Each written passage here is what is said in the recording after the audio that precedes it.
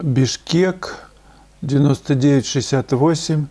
Здравствуйте, обожаю вашу работу, спасибо большое. Да. Скажите, пожалуйста, можно ли копировать ваши работы? Не портреты, я ближе к натюрморту. Ну, что ж нельзя, копируйте, просто не для того, чтобы их продавать потом с вашей подписью. С целью изучения копировать можно все, что угодно. Таня Абай. Привет, Татьяна, с праздником, и вас тоже. Так, лаванда. Так, получился портрет на фоне лаванды, красиво. Это символ вечности лаванда, безмятежности, покоя. Эфирные масла оказывают антидепрессивное действие. На человека уменьшают беспокойство. А то я очень беспокойный стал. Мне нужно лавандовое. Я у кровати повешу, у меня пучок есть, я привез оттуда. Это большое искусство, это оказать на человека при помощи цвета, красок, формы тела, плавных линий положительное воздействие. Очень хочется попасть на пленэр во Франции, в Провансе в 24-м, когда планируешь. Линк. Ну, я сделаю группу. Да, давайте я уже буду тогда ее создавать. Это конец июня, начало июля. Так что планируйте там отпуски на это время.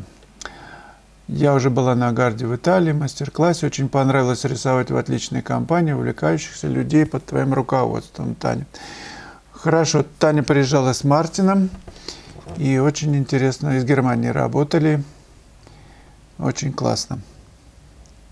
Так что конец июня Прованс, и в апреле будет Швейцария. Аня Шестерякова, организатор этого пленэра. Можете уже давать заявки, но я никак не сделаю еще на сайте вот этот вот рекламный блок. Ну, постараюсь сделать побыстрее. Друзья, напомню, что Новый год скоро, так что с наступающими праздниками. И мы для вас сделали скидку в 50% на все уроки, однозначно. Так что знакомьтесь с откликами на уроки, с анонсами на сайте. К каждому уроку есть анонс.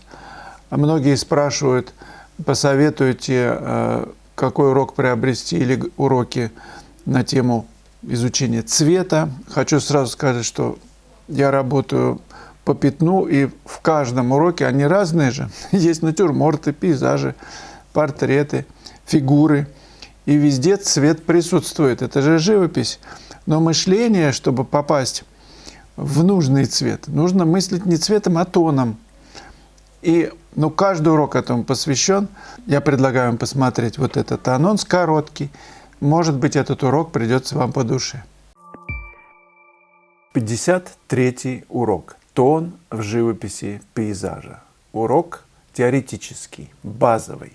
На многочисленных примерах показано, как научиться видеть тон. Не как писать, а как видеть, как сравнивать. И что конкретно сравнивать. Каждый художник уверен, что он видит тон. Но почему тогда одна картина волшебная, и художник это чувствует, а другая, третья, десятая, никак, не заходит? Значит, что-то не так. Этот урок о том, как разобраться в этом сложном деле. 53-й урок «Тон в живописи пейзажа». Василий ДМБ. Мне тоже нравятся необычные находки в композиции, в сочетаниях цвета, форм. Если делать не так, то ради чего-то, с какой целью? С какой целью не так, да? То есть, когда это уместно, красиво выражает эмоции и чувства, эффектно передается впечатление, или просто чтобы отличиться от других художников? Нет, не просто. Только разве нет риска в результате нарушения правил получить не жемчужину, а невзрачный булыжник? Конечно, есть нарушение правил.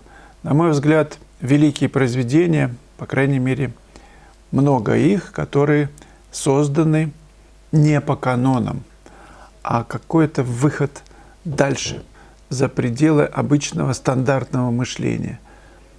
Правила можно не нарушать. Золотое сечение есть, применяйте его, и 100% будет попадание.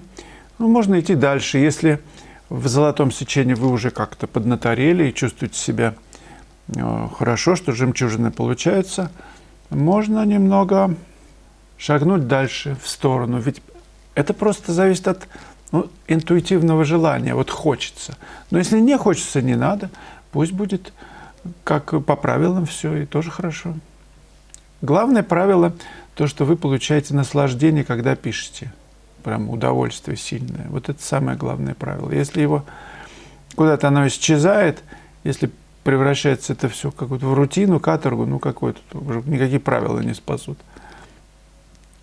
Лучше тогда отставить и какое-то время просто заняться другим делом. Да, я согласен с вами.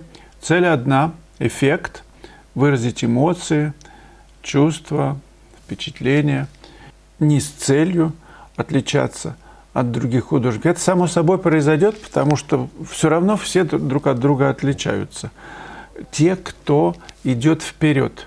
Вперед – это значит, что после окончания академии или те, кто не заканчивал, перестать делать учебные работы, а находить какую-то свою колею и в ней пахать, развиваться, расширять ее, чтобы машина не села. Ну, а невзрачные булыжники вместо жемчужин в ходу. Современное искусство, да, очень любит булыжники всякие невзрачные. Художник думал, художник хотел что-то сказать. Надо внимательно посмотреть на этот булыжник. Почему он здесь, инсталляция лежит вот это вот. Здесь ничего нет, булыжники рассыпаны. Что это? Что он хотел сказать? И зритель превращается в человека, который разгадывает ребус, кроссворд. Кроссворды хорошо разгадывает, память развивает.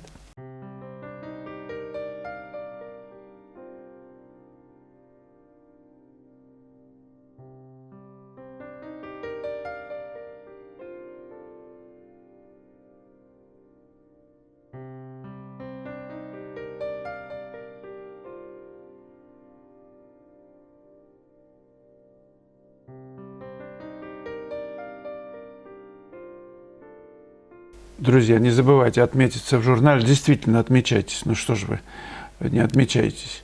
Это важно для развития канала. Он тогда попадет в какие-нибудь хотя бы траектории топов. И процесс нашего всеобщего выздоровления пойдет, естественно, быстрее. Предлагаю еще кино посмотреть «Старая олива». Писал в Черногории эту работу.